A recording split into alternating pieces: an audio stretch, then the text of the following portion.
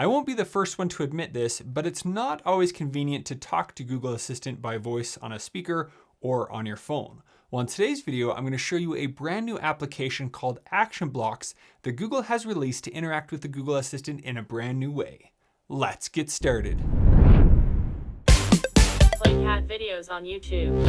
Hey everybody, welcome to Tech with Brett, where I help tech work for you. Now, last year, Google announced something called Action Blocks. Action Blocks is a way that you can select a button to interact with Google Assistant and pretty much use any action that is available on the Google Assistant. Well, this week, Google has finally released their Action Blocks application. Now, this is actually an accessibility application that will allow so many people to be able to interact with the Google Assistant that currently haven't been able to, and this is all done just by pressing a button. Now, to get started using Action Blocks, you do need to have an Android device that has Android 5.0 or newer. You also need to have set up the Google Assistant previously to using the application. So now that we have that, we're going to head into the Action Blocks app and show you how this works. So here I have the Action Blocks application. I'm going to open it up, and overall it's a pretty simple application. So up here at the top, I have the action blocks that I've already created. And then you also have a notice here at the top saying placed or not placed. So placed means I already have it on my home screen. Not placed means I still need to do that. So if I tap on this, I then have the option to place on the home screen, and I could move it around, but we'll get to that in a minute.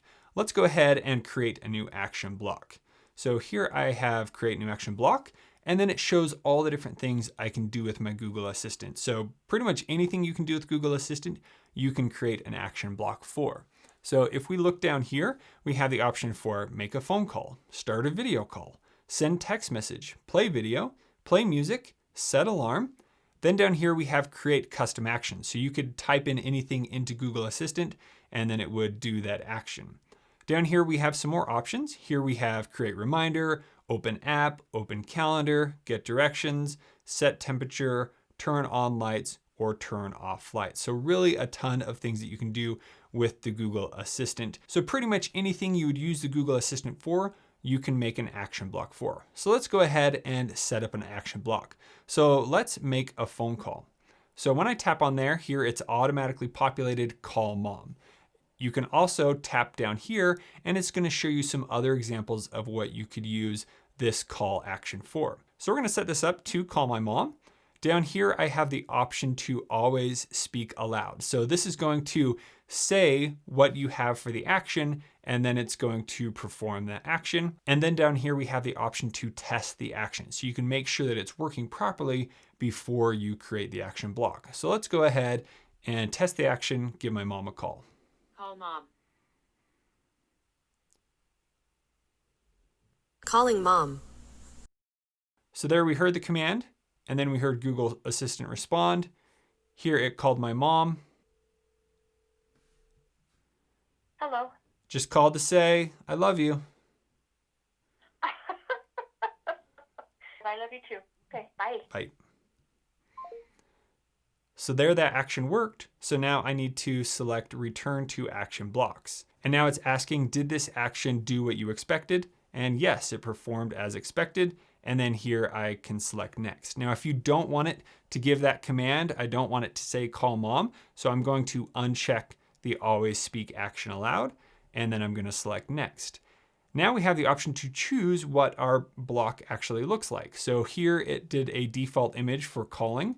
Over here, you can see some other tips about creating an action block. So you could add a personalized picture or something.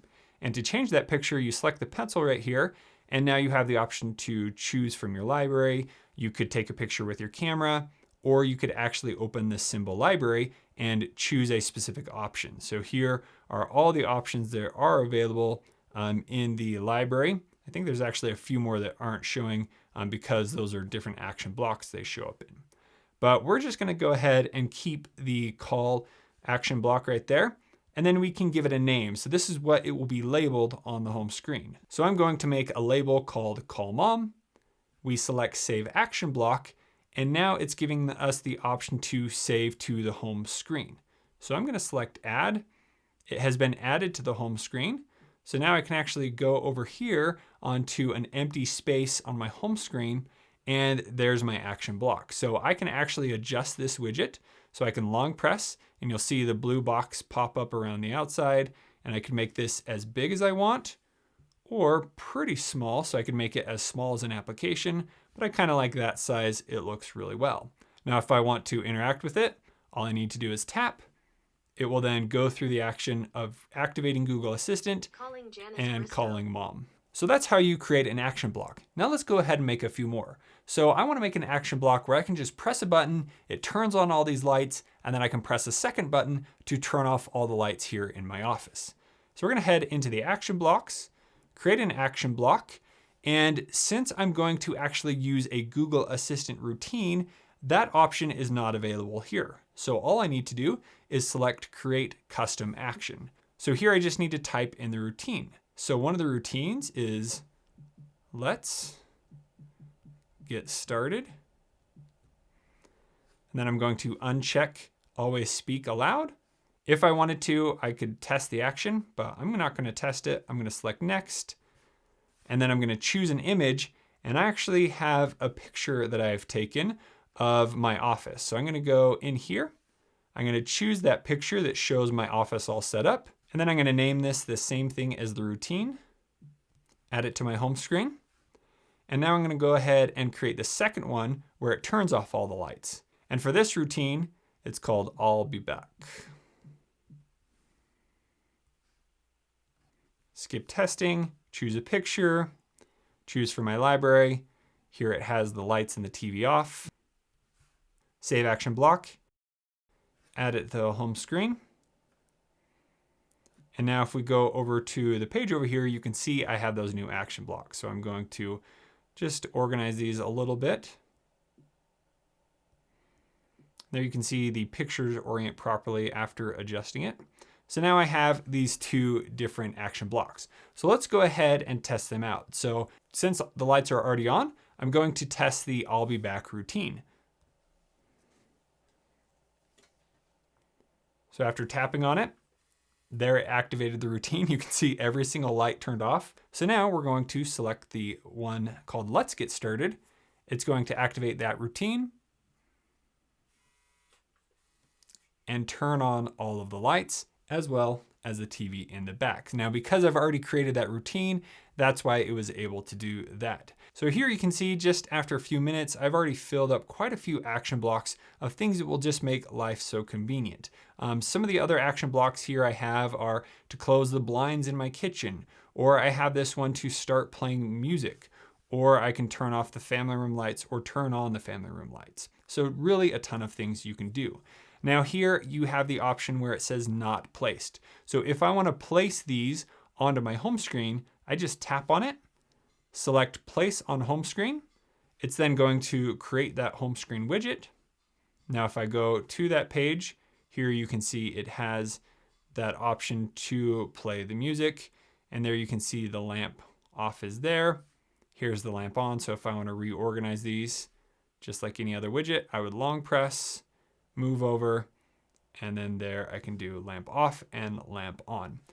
Now, if you do want to remove any of the action blocks here, just like a widget, you would long press on it, and then here you have the option to remove from home. Sometimes you'll also long press and drag it to the top in the trash can, but that is how I will do it here. Also, in the application, if there's an action block that you don't want to use anymore, you can just tap on it, and then you have the option to delete. Or if you want to adjust it, maybe it's not working perfectly, you can select Edit, and then here you have the option to go in and change what the action block is. You can change the image, you could add the option to speak aloud, and then there you can change the name of it on the home screen. Or here you have the option to put it in the garbage as well. And now you can see that action block has been removed. I'll also leave a link to the blog post about action blocks in the description below so that you can learn more about all that they can do. So if you've gone through and set up a ton of different action blocks, you want to make sure that you don't mess up where they are. On the Samsung phone I have here, I do have a really cool option. So I can pinch the screen, I can select home screen settings, and then down here I have the option to lock home screen layout. So what this does is it allows us to not accidentally delete these. So if you get all your action blocks set up and you don't want to remove them, you can then lock them so that they stay in place. If I want to then adjust, I just go back into the settings, home screen layout, and then now I can move these wherever I want them to be. So let's go back into the app, create action blocks. So if you want to do any of these other ones, they're pretty simple. Some of them are a little more convenient to use than others, like opening an app. You can just make a shortcut to an app, but if you want it to fill the whole page, you could use the open an app. Or if you want to set the temperature, you could have temperature to a specific degrees just by pressing the button, or you could make two different ones and say set the temperature to 68 degrees or set the temperature to 74. So you could really adjust exactly what you want to do, all without having to use your voice to activate Google Assistant on your phone or Google Assistant on the speaker here. So Action Blocks really allows for you to do so many things with the Google Assistant on your device, maybe that you didn't even think of before. And it also gives the ability to those who weren't able to use Google Assistant verbally, or maybe just weren't able to remember some of those commands. Action Blocks is able to help you do those. So if you have any more questions about how Action Blocks work, please let me know in the comments below. And if you would like to see how to set up your smart lights, you can check out the videos up here. Or if you want to learn more about commands you could use with the Google Assistant, check out the videos down here. Thank you so much for watching. We'll see you on the next one.